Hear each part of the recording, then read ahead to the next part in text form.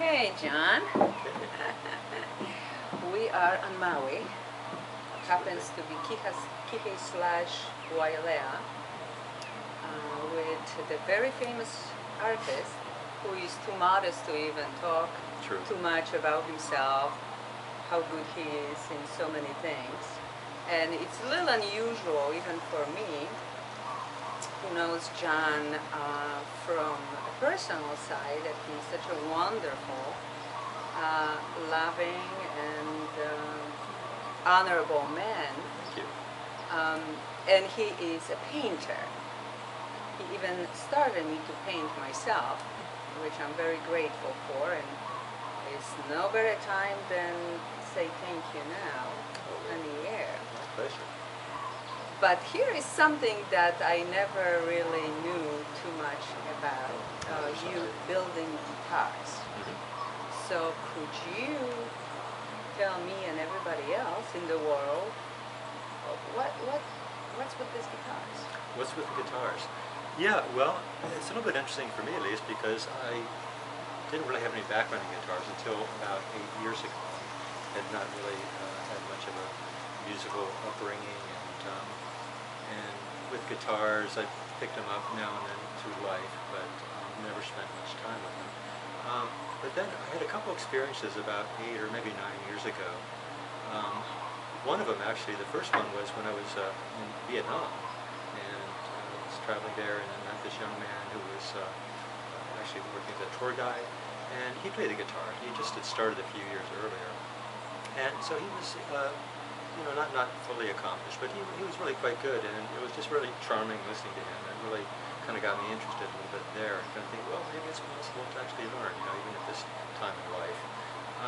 And then about a year later, actually, I saw a concert in Oregon with the California Guitar Trio, and 3 guitarists. They just played such beautiful music, and at some point during that concert, I looked at the guitars, and it just struck me how magical they were. These wooden boxes, with just strings on them, could make such beautiful music, and I just decided I really wanted to explore that and start working on it. So that's how I kind of got started. And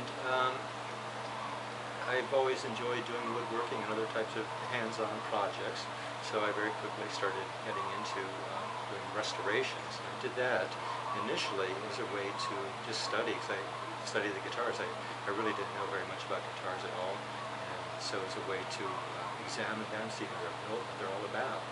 And so I started getting guitars and repair and fixing them and studying them as I did that. And I've been doing that for the last 7 or 8 years. And at this point, I think I've restored and repaired maybe 200 guitars. Oh, really? Yes. Wow, that's many. Kinds. Yeah. So once you restore them, and you have such a beautiful, soft voice, John, but I'm afraid you gotta be louder. Okay. Because maybe the world will not hear us. Oh, well, Okay. can't have that. 200 guitars, and here I see you have like 3 of them right now. There are all kind of guitars, first of all, and next of all, what are you doing with them next? Once it's finished, what's next? Well, with all of them, some I save. I have a number that I've kept for myself that I play around with. But I find homes, find a buyer for them, put them in the marketplace one way or another. So if I wanted to buy, yes. I could buy right now. Absolutely. I have the privilege, but let's say I'm in Poland right now, and I hear Jon Hunt is selling these beautiful guitars. What do I do? Well, most of the guitars I've sold on eBay, which is a worldwide international marketplace. So you could certainly, if you were in Poland or any place else, you can find ship the there, no guitars problem, right? Yes, absolutely. I've shipped many guitars to Europe. I've shipped guitars to Japan, to South Africa. So yeah, absolutely. It's possible. Oh, absolutely, sure. Yeah, many. So guitars if I wanted to look, is eBay one thing, right? If I Google it, would I find? Oh, now they will, because if anybody wants to do now YouTube, which is going to be on YouTube, it's thank God is connected with Google. So once somebody, you Google guitars, Jon Hunt, Hunt, okay, then you will show up. So that's wonderful.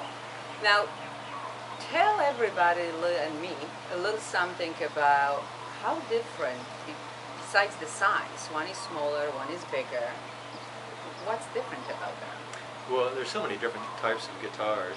It's really quite huge variety. But just to give a little example, actually what we have here, this is not a guitar, this is an ukulele. Is this like for little people and then for big people? No. Even big people can play this. Oh, there's okay. some, pretty big Hawaiian people that play ukuleles. Oh, right. And actually small people that play big guitars too. So whatever. Okay. But so an ukulele is actually not a guitar. This is actually a whole different instrument. It comes originally from Portugal, and the early Portuguese settlers who came to Hawaii brought a similar type of instrument with them. Then the Hawaiians converted it and made it into a ukulele. I don't think I ever seen this before. How this sounds like? This one is probably not in tune, but it's kind of a sweet sounding, kind of soft. Yeah, it is kind of Hawaiian. Oh yeah, no, you can definitely play Hawaiian music. That's it's what they're all about. This one actually is a Martin. It's a tenor ukulele, which is a little bit larger than the standard one. And Martin, of course, is a very famous, respected maker of guitars and ukuleles, other instruments. But this one is, well, it's been restored. The top, I mentioned to you earlier, the top on this one has been replaced. They've been damaged. Otherwise, it's fairly original. And, is this an old guitar? No, yeah, not guitar. It's this one, I'm not quite sure what the age of this is. I think it's from the 20s. It might be maybe from the 40s, but yeah, it's fairly old. Now this one is a guitar. This is a Washburn guitar, and this is from 1906 or thereabout, 1906, based on the label. And it's what's commonly called a parlor guitar. It's a slightly smaller sized guitar. They call it a parlor guitar because the ladies used to play it in the parlor room for entertainment. That's how the name came. So it's a little bit of a misnomer because it's not really. A lot of people call any kind of old, small guitar, they'll call it a parlor guitar. But it's it's really actually just back in the day, back at the time, this is how guitars were. Today they're much larger, but they tended to be smaller back then. But it's a really beautiful guitar. It is a beautiful guitar. And that's one thing I love about working on it, because they're just beautiful things. And this is made out of Brazilian rosewood, which is an endangered wood. It's really hard to find these days. It's very rare. But It's very what I expensive. love is the detail, the bindings? detail, yeah. Oh, this sure. one and then matching on the other side. Yeah. This has a herringbone This is really inlays, gorgeous. wood inlays with a herringbone pattern. Yeah, it's very, very beautiful. And this one has steel strings, so it has a very different sound.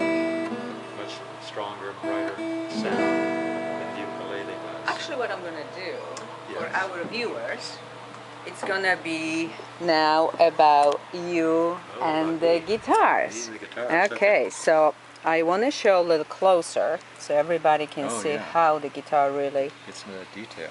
yeah, it's all in details. And how gorgeous actually. Let looks them see the how detail. beautiful this wood is too. This beautiful rosewood. How nice that is. Yeah, it's so shiny and Yeah. very, very creative. Now, you said this was restored, correct? Right. And it's very old. Right. So 100 who years did old. all this gorgeous detailing? Well, I did the restoration on this. Did all the work on it. Well, this one also, the top, with both these, the tops were damaged. They were damaged beyond repair, so they had to be replaced. And so this one was replaced. This entire top is new. It's Adirondack spruce, and cut it out, planed it down to the right thickness. It has braces on the inside, which gives it the right kind of resonance. I did this inlay work, cut little slots, and put all the herringbone inlay in, and these bindings on the side. And then it was It's gorgeous. refinished. All the finish is new. It's done with a shellac polish, which is kind of a tedious process. Little by little, you just rub on a thin layer of shellac and polish it out until you get this nice. Can we beautiful hear the glow. sound? The sound? Mm-hmm. Sure, there's a sound. It's a little bit out of tune, I think.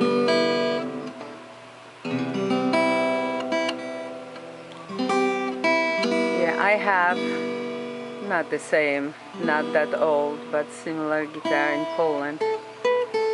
Yeah, it's beautiful. Yeah, it's a really nice sound. Lovely. And I know that you have one more to show us that you're hiding, which I'm going to the case. Okay. Yeah. This one now this one is very bigger. different, and you can see quite a bit larger. So we have something else going on here. Oh, absolutely. And this one actually is a Spanish guitar. It's a Spanish flamenco guitar. Now we're talking. So the flamenco, it's made out of cypress, is this wood. Oh, okay. And then it has also the spruce top. And the flamenco is typically made to play flamenco music, so it has a different sound. But we know what I love before you even start to play. I love again the detailing. Oh yeah.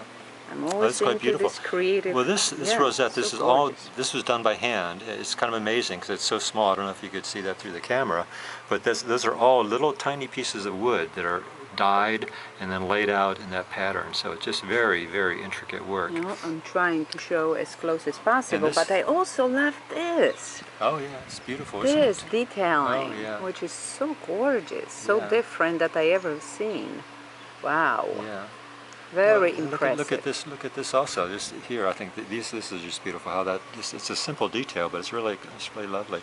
This one was made by Ignacio Rosas, who's actually a very famous guitar maker in Spain. He worked with the Ramirez studio group and built for them for a while, and then built on his own. He's now retired, but it's entirely handmade, and this is really a wonderful guitar. But now we're ready for the sound. Okay, well, this as that flamenco has well, this has nylon strings. So this one, as I mentioned, is the steel strings, but it's also larger body, so things are really quite.